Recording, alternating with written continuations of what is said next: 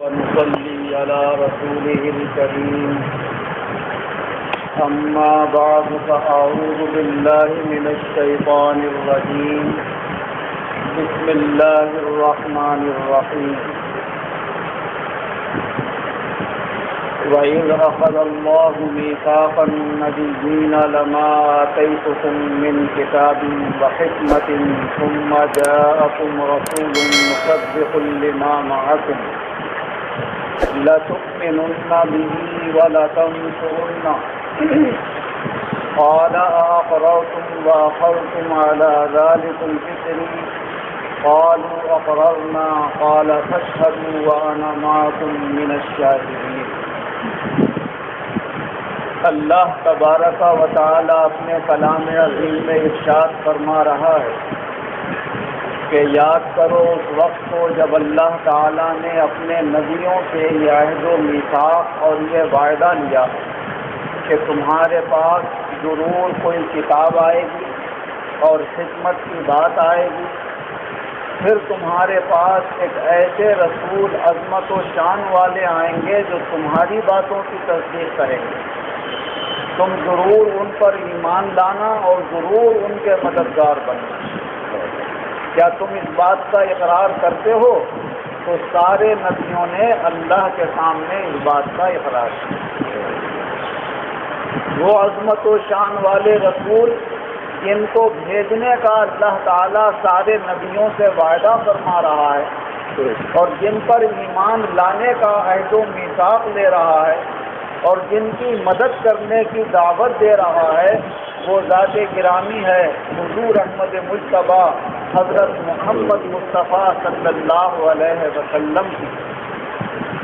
یہ حضور صلی اللہ علیہ وسلم کا سب سے پہلا میلاد مبارک ہے جو اللہ تعالیٰ نے کہا ہے اور انبیاء علیہم الصلاۃ والسلام نے اس میلاد مبارک کو سنا۔ یہ ربیع الاول کا مبارک مہینہ ہمیں اور آپ کو کچھ موقع دلا دیتا ہے کہ ہم بھی اللہ کے اس محبوب اور اس عظمت و شان والے رسول کا ذکر کر لیں۔ حضور کا ذکر کرنا، حضور سے محبت رکھنا، حضور کے دیدار کی طلب رکھنا، یہ اللہ کا اپنے مومن بندوں پر بہت بڑا کرم ہے۔ ہمیں اگر اللہ کے رسول کی عظمت و محبت سیکھنا ہے تو حضرات صحابہ رضی اللہ عنہم کی مبارک زندگیوں سے سیکھیں کہ ہم اور آپ اللہ کے رسول کا جو ذکر کر لیتے ہیں اور جو محبت کا اظہار کر دیتے ہیں یا آپ کی بتائی ہوئی باتوں میں سے چند باتوں پر عمل کر لیتے ہیں، یہ صحابہ رضی اللہ عنہم کی محبت کے ہزاروں حصوں کا ایک حصہ بھی نہیں۔ ان کی شان تو یہ ہے کہ جتنی وہ محبت اللہ کے رسول سے فرماتے تھے، نہ اپنی بیوی سے، نہ اپنے بچوں سے، نہ اپنی جان سے، نہ اپنے مال سے، انہیں اگر کچھ طلب تھی تو وہ حضور محمد مصطفیٰ صلی اللہ علیہ وسلم کی طلب تھی۔ حضور صلی اللہ علیہ وسلم نے اپنے ایک غلام کو آزاد کر دیا تھا، حضرت ثوبان رضی اللہ عنہ ان کا نام تھا، مسلمان ہو گئے۔ ایک دن روتے ہوئے حضور صلی اللہ علیہ وسلم کی خدمت میں حاضر ہوئے اور عرض کرنے لگے، یا رسول اللہ، آپ سے اتنی محبت ہے کہ جب گھر بیٹھے ہوتے ہیں، کہیں ہوتے ہیں اور دل ہمارا پریشان ہوتا ہے تو ہم آ کر آپ کا دیدار کر لیتے ہیں، سارے غم دور ہو جاتے ہیں۔ آج بیٹھے بیٹھے اچانک یہ خیال آنے لگا کہ ہمیں دنیا سے بھی جانا، اور جب دنیا سے جائیں گے اور اللہ کے کرم سے امید ہے کہ آپ نے جو ہمیں یہ ایمان کی دولت اللہ سے دلائی ہے اس کی برکت سے جنت سے بھی چلے جائیں گے، لیکن جنت میں آپ کا مقام کہاں ہوگا؟ نبیوں کے سردار کا کہاں مقام ہوگا اور ان غلاموں کا کہاں مقام ہوگا؟ اگر جنت میں ہمارا دل چاہے گا آپ کا دیدار کرنے کا تو کیسے کریں گے؟ یہ خیال آیا ہے اور رو رہے ہیں کہ جنت میں ہمیں اپنے رسول کا دیدار کیسے ہوگا؟ نہ جنت کی حوریں یاد آ رہی ہیں، نہ جنت کے پھل یاد آ رہے ہیں، نہ جنت کے محل یاد آ رہے ہیں، وہاں بھی اپنی محبت ایسی اللہ کے رسول سے رکھتے ہیں کہ وہاں بھی حضور کی محبت یاد آ رہی ہے۔ حضور نبی اکرم صلی اللہ علیہ وسلم نے ارشاد فرمایا کہ چاہے ہمارا کوئی بھی مقام ہو، اگر واقعی تم ہم سے ایسی ہی محبت رکھتے ہو تو سن لو ہماری طرف سے یہ خوشخبری، المرء مع من احب، وہاں بھی بندہ اسی کے ساتھ ہوگا جس سے محبت کرتا ہے۔ تو اس محبت کی برکت سے اللہ اپنے رسول کا قرب عطا فرماتے ہیں۔ حضور نبی اکرم صلی اللہ علیہ وسلم ارشاد فرماتے ہیں کہ میرے قریب سب سے زیادہ میرا وہ امتی ہوگا جو سب سے زیادہ میرے اوپر درود شریف پڑھتا ہوگا۔ تو یہ درود شریف کی برکت سے بھی حضور نبی اکرم صلی اللہ علیہ وسلم کا قرب حاصل ہوگا، اور سچی عقیدت و محبت سے بھی اللہ کے رسول کا قرب حاصل ہوگا۔ حضرت عائشہ صدیقہ رضی اللہ عنہا روایت فرماتی ہیں کہ حضور صلی اللہ علیہ وسلم کے جب عمر کا آخری وقت آیا اور آپ کو سخت بخار شروع ہو گیا، اور یہ وہ مرض شروع ہو گیا جس مرض میں آپ کا وصال ہو گیا، اس مرض کی آپ حالت میں ہیں، اور جب نماز کے لیے نہیں جایا جا رہا ہے تو اپنے دو صحابہ کو بلاتے ہیں اور ایک کے کندھے پہ ایک ہاتھ رکھتے ہیں، دوسرے کے کندھے پہ دوسرا ہاتھ رکھتے ہیں، اور فرماتے ہیں مجھے لے چلو جماعت میں شریک کر دو نماز۔ یہ جماعت سے آپ کی محبت ہے۔ فرماتی ہیں کہ پاؤں آپ کا سہارا نہیں دے رہے تھے، گھسٹتے ہوئے جا رہے تھے اور زمین پر لکیر کھینچتی ہوئی جا رہی تھی، لیکن اس کے باوجود بھی آپ مسجد میں جانے کو تیار، مگر جب اتنی بھی ہمت نہ رہی تو حضور صلی اللہ علیہ وسلم نے حضرت عائشہ رضی اللہ عنہا سے فرمایا کہ بھائی اب ابو بکر سے کہو کہ وہ نماز پڑھا دیا کرے گا۔ عرض کرنے لگی یا رسول اللہ، ابو بکر نرم دل آدمی ہیں، جب نماز پڑھانے کھڑے ہوں گے اور آپ کا خیال آئے گا تو کہیں ایسا نہ ہو کہ رونے لگے اور نماز وغیرہ سب پڑھانا بھول جائیں۔ فرمان نہیں، ہم کہہ رہے ہیں ابو بکر سے کہو نماز پڑھا، حضور عمر سے پڑھوا دیجیے، وہ بلند ہی نہیں، ہم کہہ رہے ہیں عمر حضرت ابو بکر سے نماز پڑھواؤ، اور تم جو ہو بالکل ایسی ہو جیسے یوسف علیہ السلام کو ستانے والی عورتیں، سنتی نہیں تھی ان کا کہنا۔ بس یہ جب ڈانٹا تو انہوں نے حضرت ابو بکر سے فرمایا کہ اللہ کے رسول کا حکم ہے اب نماز آپ پڑھائیں۔ حضرت ابو بکر صدیق رضی اللہ عنہ ایک دن ظہر کی آخر کی نماز پڑھا رہے، ذرا حضور میں تھوڑی ہمت آئی، مسجد تک جانے کی تو ہمت نہیں ہوئی، اپنا آپ کا حجرہ مبارک مسجد سے بالکل ملا ہوا تھا، حجرے میں سے جب آپ بھاگتے تھے تو مسجد کی دیوار سے آپ کا منہ پار ہو جایا کرتا۔ آپ نے کھڑے ہو کر پردہ ہٹایا، دیکھا مسلمان نماز پڑھ رہے، بعض صحابہ کی نظر پڑ گئی حضور کے اوپر جو پیچھے کھڑے ہوئے تھے، تو انہوں نے کچھ ایسے ایسے ہاتھ مارے، اور صحابہ کی بھی نظر پڑ گئی، تو صحابہ رضی اللہ عنہم فرماتے ہیں کہ حضور کا چہرہ انور کئی دن کے بعد جب دیکھنے کو ملا تو ہم یہ بھول گئے کہ ہم نماز پڑھ رہے ہیں، حضور کے چہرہ انور کی رونق میں کھو گئے، اور فرمایا وہ منظر دیکھا ہے جو اپنی زندگی میں ہم نے کبھی نہیں دیکھا اتنا شاندار۔ تو حضور صلی اللہ علیہ وسلم کے دیدار کو صحابہ رضی اللہ عنہم اپنی مبارک زندگی کا سب سے عظیم حصہ جانتے ہیں، اور تعظیم کا اور ادب کا یہ عالم تھا کہ جب حضور صلی اللہ علیہ وسلم وضو فرماتے تھے تو جب حضور کا وضو کا بچا ہوا پانی جو لوٹے میں رہ جاتا تھا اس کی طرف تو ایک دم سارے صحابہ دوڑ پڑتے تھے، جس کے ہاتھ سے پانی آتا تھا وہ پانی اپنے چہرے پہ مل دیتا تھا، جس کے ہاتھ اس میں سے پانی نہیں آتا لوٹے کا، وہ جس کے بھیگے ہوئے ہاتھ ہو کے جلدی سے اس کے ہاتھوں پہ ہاتھ مل کے وہ اپنے چہرے کے اوپر مل لیتا، اور کہتا یہ وہ مبارک پانی ہے جس سے وضو فرمایا ہے رسول اکرم صلی اللہ علیہ وسلم۔ یہ تھی حضور نبی اکرم صلی اللہ علیہ وسلم سے عقیدت و محبت حضرات صحابہ رضی اللہ عنہ۔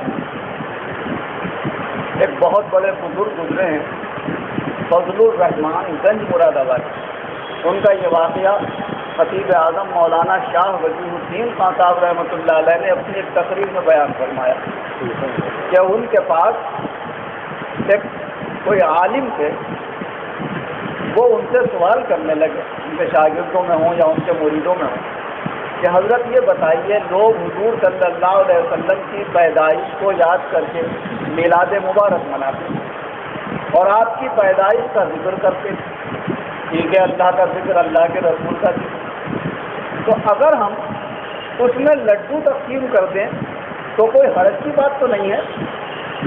تو غصہ آ گیا ان بزرگ، فرمایا اللہ کے رسول کی محبت میں لڈو بانٹنے کے لیے مجھ سے پوچھنا آ رہا؟ ارے ان کی محبت کا تقاضا ذرا صحابہ کرام سے پوچھ. جب اللہ نے مکہ مکرمہ میں ان کا میلاد مبارک پڑھا تو صحابہ نے ان کی محبت میں اپنے سر تقسیم کر دیے. تو ایک لڈو کی بات کر رہا مجھ سے کہ بانٹے یا نہ بانٹے، جائز ہے یا نہ جائز ہے؟ ایک لڈو کا ہم تو سوال کرتا. تو عقیدت و محبت صحابہ رضی اللہ عنہم. آج تو آدمی بلا وجہ وسوسوں کا شکار کرتا ہے مسلمانوں کو. اللہ اور رسول کی محبت کو وسوسے ڈال لیا. یہ بدعت ہے، یوں کرنا حضور نے کرائے نہیں کرائے. جس وقت صحابہ رضی اللہ عنہم حضور صلی اللہ علیہ وسلم کے وضو کا بچا ہوا پانی اپنے چہروں پر ملتے تھے تو کیا حضور سے پوچھتے تھے کہ یا رسول اللہ ہم آپ کا بچا ہوا پانی چہروں پر ملنے جائز ہے نہ جائز ہے، بدعت ہے یا سنت ہے؟ ان کی عقیدت و محبت کا تقاضا تھا کہ پوچھنے کی ضرورت نہیں ہے. محبت خود اللہ کے کرم سے جسے اللہ چاہتا ہے عنایت ہوتی ہے، اور محبت میں یہ نہیں دیکھا جاتا ہے کہ کیا جائز ہے کیا نہ جائز ہے. بس یہ دیکھا جاتا ہے کہ یہ اللہ کے قریب کرنے والی ہے یا اللہ سے دور کرنے والی ہے. اگر اللہ سے قریب کرنے والی ہے تو جائز چیز ہے، اور اللہ سے دور کرنے والی ہے تو ناجائز چیز ہے. بہت ساری ایسی بات آج نہ جانے کتنا مسلمانوں کو گمراہیوں میں مبتلا کر دیا. اور جو چیزیں آپ اپنے بچپن میں اپنے گھروں میں دین کی رونق دیکھتے تھے وہ رونق ختم ہوتی چلی جا رہی ہے. بدعت بدعت بدعت کہتے کہتے نہ جانے کتنے نیک کام مسلمانوں کے گھروں سے ختم کر دیے گئے اور ان کی جگہ انگریزوں کے طریقے آ گئے. وہی لوگ جب اپنے بچوں کی برتھ ڈے مناتے ہیں، کیک کاٹتے ہیں، اپنے رشتے داروں کو کھانے کھلاتے ہیں، تو اس وقت نہ خود پوچھتے ہیں اور نہ خود سوچتے ہیں، نہ کسی عالم کے پاس جاتے ہیں کہ ہم اپنے بچے کی برتھ ڈے منا لیں، جائز ہے یا نہ جائز ہے، بدعت ہے یا سنت ہے. حضور صلی اللہ علیہ وسلم نے فرمایا جو جس قوم کا طریقہ اپنائے گا اس کا حشر اسی کے ساتھ ہوگا. وہاں تم یہودیوں اور عیسائیوں کے ساتھ اپنا حشر کرانے کو تیار ہو. اور اگر کوئی مسلمان 4 سال کی عمر میں اپنے بچے کو اللہ کا نام پڑھاتا ہے تو کہتے صاحب بدعت ہے یا سنت ہے؟ ارے اللہ کا نام پڑھنا بھی بدعت ہو گیا، بسم اللہ الرحمن الرحیم پڑھنا بھی بدعت ہو گئی، اپنے بچے کو اقرا بسم پڑھانا بدعت ہو گئی. صاحب حضور نے تو نہیں پڑھی. حضور جب 4 سال کے تھے تو قرآن عظیم نازلی کا ہوا جو حضور پڑھتے ہوئے. ہاں جب 40 سال کے ہوئے، جب قرآن نازل ہوا تو سب سے پہلے اللہ تعالیٰ نے جبریل امین علیہ السلام کے ذریعے اپنے رسول کو بسم اللہ پڑھوائی. تو جو بسم اللہ اللہ نے اپنے رسول کو پڑھوائی وہ سنت ہوگی یا بدعت ہوگی؟ ان باتوں کی طرف نظر نہیں جاتی. اور ہمارے گھروں سے، مسلمانوں کے گھروں سے یہ اچھے طریقے کہ جب ہمارا بچہ سب سے پہلے اپنی زبان کھولتا تھا تو اس کے سامنے قرآن پاک رکھا جاتا تھا اور اس میں اس کی توتلی زبان سے پڑھوایا جاتا تھا. پڑھو بیٹے اقرا بسم ربک الذی خلق. اللہ کا کلام اس کو آج نہیں پڑھوانے دیا جا رہا ہے. اسے بدعت کہہ کے آپ گھروں سے یہ ہمارا ماحول دینی ختم کر رہے ہو اور یہودیوں اور عیسائیوں کے طریقے گھروں کے اندر رائج کر رہے ہو. یہ کون سا کھیل ہو رہا ہے؟ اس سے پتہ چلتا ہے کہ ایسی باتیں کرنے والے یا تو جان بوجھ کر یا انجانے میں کسی کے دوسرے کے تیر کا نشانہ بنے ہوئے ہیں. ان کی کمانیں کسی اور کے ہاتھ میں ہیں، یا تو انہیں خبر نہیں ہے یا پھر جان بوجھ کر انہیں پیسہ مل رہا ہے دین کو بگاڑنے کا اور مسلمانوں کے گھروں سے اسلامی طور طریقے ختم کرنے کا، اور ہمارے بھولے بھالے مسلمان اسے نہیں سمجھ پا رہے. اسی طرح حضور نبی اکرم صلی اللہ علیہ وسلم سے جیسے صحابہ رضی اللہ عنہ اپنی عقیدت و محبت کا اظہار کرتے تھے مگر حضور سے پوچھتے نہیں تھے حضور یہ کام کرنے جائز ہے یا ناجائز ہے. ان کی محبت میں کرتے تھے. اگر ہم بھی اپنے گھروں میں جھنڈے لگا لیں اس مبارک مہینے میں، اپنے گھروں میں اجالے کے لیے لائٹیں لگا لیں، اگر اور فاتحہ اور رسال ثواب کا طور طریقہ اپنا لیں تو ایک اسلامی ماحول قائم ہو. حضور صلی اللہ علیہ وسلم کی جب پیدائش کا یہ مہینہ آئے تو ربیع الاول کے مہینے میں پتہ چلے کہ ہمارے رسول صلی اللہ علیہ وسلم اس مبارک مہینے میں پیدا ہوئے تھے. بچے دیکھیں، بڑے دیکھیں، آس پڑوسی دیکھیں، بھائی جھنڈے کیوں لگائے جا رہے ہیں، یہ روشنی کیوں کی جا رہی ہے؟ تو ہماری زبان سے کیا نکلے گا کہ اس مبارک مہینے میں ہمارے رسول صلی اللہ علیہ وسلم تشریف لائے تھے. تو ان باتوں سے دین پھیلے گا.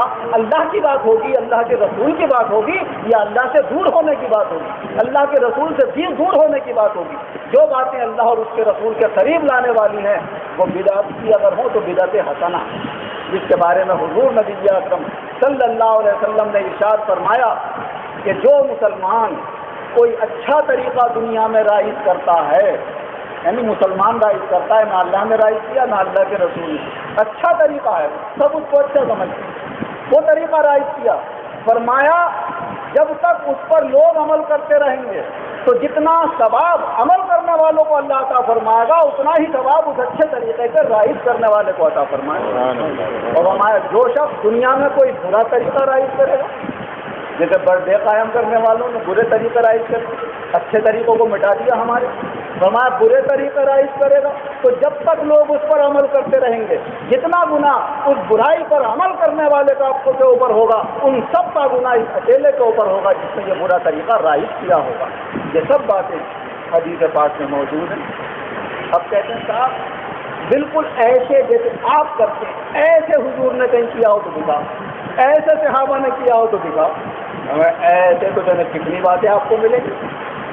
شریعت مطہرہ کی 4 دلیلیں مانی جاتی ہیں، کتاب اللہ، سنت رسول اللہ۔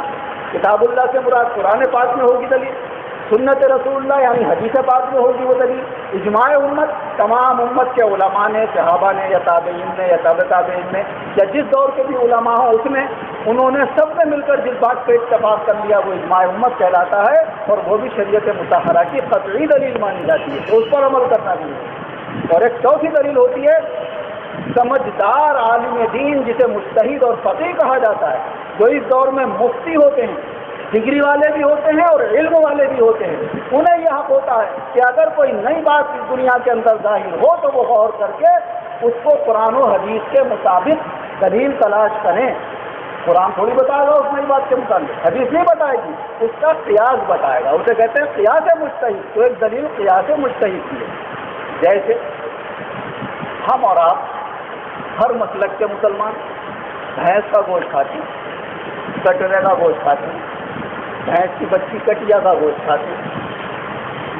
ہم ان سے پوچھیں جو کہتے ہیں بدعت بدعت، کہیں قرآن میں دکھاؤ بھینس کا گوشت کھانا جائز لکھا ہے، کہیں حدیث میں دکھائیے بھینس کا گوشت کھانا جائز ہے، کہیں فقہ کی کسی کتاب میں دکھائیے بھینس کا گوشت کھانا جائز ہے۔ فقہ کی تو بات کی بات ہے، پہلے تو تم یہ کہتے ہو قرآن میں اور حدیث میں، اللہ اور رسول کا جو فرمان جو قرآن و حدیث کہہ دیا تو قرآن و حدیث اگر کہیں کہہ رہا ہے بھینس کا گوشت کھانا جائز ہے تو کھاؤ، کیوں کھاتے ہو؟ سب کھا رہے ہیں اس زمانے میں، گائے سے کھا رہے ہیں۔ بھینس کو گائے بچڑے بیل پر قیاس کیا گیا ہے۔ یہ عرب میں بھینس نہیں ہوتی تھی، کٹرا نہیں ہوتا تھا، وہاں گائے بیل ہوتی تھی اور وہاں پر یہ چیز جائز تھی، تو اس پر قیاس کر کے کہ جیسے وہ چارہ کھاتی ہے یہ چارہ کھاتی ہے، جیسے وہ دودھ دیتی ہے یہ دودھ دیتی ہے، جیسے وہ گوشت نہیں کھاتی ہے یہ گوشت نہیں کھاتی ہے، تو دونوں جانور ایک دوسرے کے مثل ہیں، ہم مثل ہونے کی وجہ سے جائز قرار دیا گیا۔ تو ایسے ہی ہمارے بہت سے دین کے کام ہیں کہ ہمارے وہ کام قرآن و حدیث کے کاموں سے ملا کر دیکھے جائیں گے، جو قرآن و حدیث کے مثل ہوگا وہ جائز ہوگا، جو اس سے ہٹا ہوا ہوگا وہ ناجائز ہوگا۔ ہم اپنے بچے کو بسم اللہ 4 سال کی عمر میں پڑھا رہے ہیں تو غار حرا کی یاد دلا رہا ہے کہ وہاں غار حرا میں رسول کریم صلی اللہ علیہ وسلم کو سب سے پہلے یہ آیت پڑھائی گئی تھی، اس کا نمونہ ہم اپنے گھروں میں پیش کر رہے ہیں۔ ہم اپنے بچے کو سب سے پہلے جب زبان کھل رہی ہے تو اقرا بسم اللہ پڑھا رہے ہیں، تو جہاں نمونہ مل جائے گا، جہاں مثال مل جائے گی وہ کام قیاس سے جائز ہوگا، اور یہ سب کے یہاں ہوتا ہے۔ مگر چاہے بلا وجہ کی بعض لوگوں کو اپنے طریقے پسند ہوتے ہیں، دوسروں کے طریقوں سے ضد ہوتی ہے۔ ہمیں کسی کی پرواہ نہیں کرنا، ہمیں تو اپنے طریقے سے اپنی عقیدت و محبت جتنی اللہ کے رسول صلی اللہ علیہ وسلم سے جائز طریقے سے ہم ظاہر کر سکتے ہوں وہ کریں، مثال ثواب کریں، لوگوں کو کھانے کھلائیں، لوگوں کو شربت پلائیں، قرآن عظیم کی تلاوت کریں، اپنے گھروں کو سجائیں، مسجدوں کو سجائیں، کوئی حرج کی بات نہیں ہے۔ اللہ تعالی ہمیں اپنے رسول صلی اللہ علیہ وسلم کی سچی عقیدت و محبت عطا فرمائے، اور اس کی محبت میں ہی جو کام جائز ہوں اللہ اور اس کے رسول کو پسند ہو اللہ وہ کام کرنے کی توفیق عطا فرمائے، جو ناجائز ہوں اور اللہ اور اس کے رسول کو ناپسند ہو اللہ تعالیٰ ان کاموں سے بچنے کی ہمیں توفیق عطا فرمائے۔ آمین۔ وآخر دعوانا الحمدللہ رب العالمین والعاقبۃ للمتقین والصلاة والسلام علی خیر خلقہ محمد وآلہ وأصحابہ اجمعین۔ اے اللہ ہمارے گناہوں کو معاف کر، آئندہ گناہوں سے بچنے کی توفیق عطا فرما۔ خاص طور سے ہمارے مذہبی جو دھوکے باز کم علم پیدا ہو گئے ہیں، دوسروں کے بہکائے میں آ کر ہمارے گھروں سے دینی ماحول ختم کرنے کی کوشش کر رہے ہیں۔ اے اللہ ہم دھوکے بازوں سے بچنے کی توفیق عطا فرما، اور جو ہمارے حق عالموں نے ہمیشہ سے ہمیں نیک طریقے بتائے ہیں ان کو قائم رکھنے کی توفیق عطا فرما۔ اے اللہ ہمارے ایمانوں میں قوت پیدا فرما، اعمال خیر کی توفیق عطا فرما، ہمارے اخلاق، ہمارے کردار، ہماری نیتوں کو درست فرما، اپنے رضامندی کا طالب بنا، اپنے محبوب کی خوشنودی کا طالب بنا، آخرت کی کامیابی کی طرف متوجہ فرما اور یہ نعمتیں بآسانی ہمیں عطا فرما، دنیا اور آخرت دونوں جہان میں ہم سب کو اچھی کامیابی عطا فرما۔